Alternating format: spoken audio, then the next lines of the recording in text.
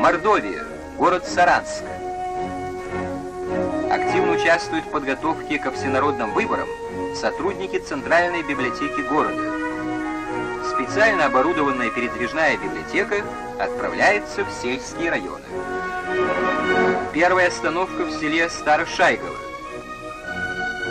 Заботливо подбирает книги для читателей библиотекарь Ксения Петровна Зуева.